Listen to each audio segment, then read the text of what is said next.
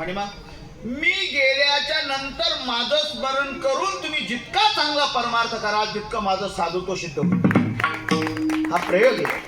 ज्ञानोबाला असेपर्यंत लोकांना त्यांचं काय कौतुक नाही हो, पण ज्ञानोबारांच्या गेल्याच्या नंतर खरं साधुत्व शिल्लक राहिलं.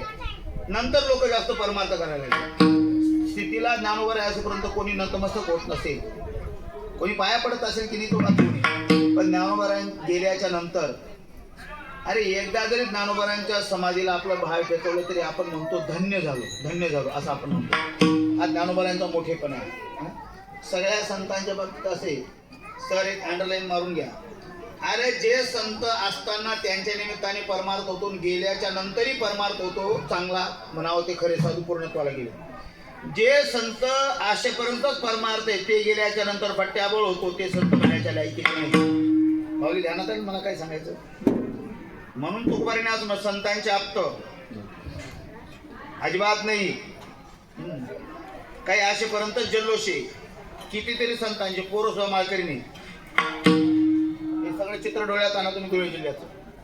नातू तर नाही पण पोरं बी नाही. याचा अर्थ तुम्ही खऱ्या साधुत्वाला पोचलेच नाही. तुकोबाराय पूर्ण साधुत्वाला पोचले हो. आज गावोगावात परिसरामध्ये भागाभागामध्ये प्रत्येक वारकऱ्याच्या हृदयामध्ये तुकोबाराय घर करून बसले. प्रत्येक वारकरी डेकोरेशन करणारे, फोटो लावणारे, तुकोबारायची बीज साजरी करणारे, पण प्रत्येक वारकरी तुकोबाराय साजरी बीज करतो त्या अंतःकरणामध्ये.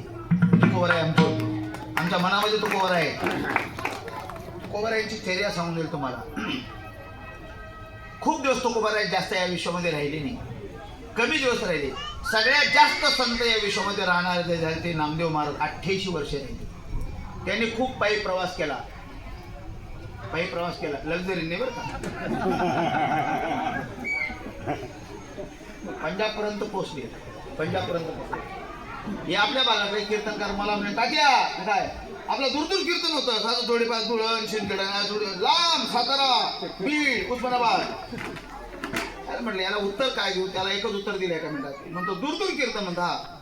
म्हणतात त्यानं कारण शेव काय बशा बैल जोडीनं बाजार भाई का त्यानंतर मी काय सांगेल आपण भरोसा इकडे काय डोक्यात. अरे त्यांनी त्याला म्हटलं मी तुझे दूर कीर्तन होता, तुझ्याकडे गाड्या आहेत, सफारी आहे, स्कॉर्पिओ म्हणून दूर कीर्तन जातो ना. हे डोळ्यात ठेव.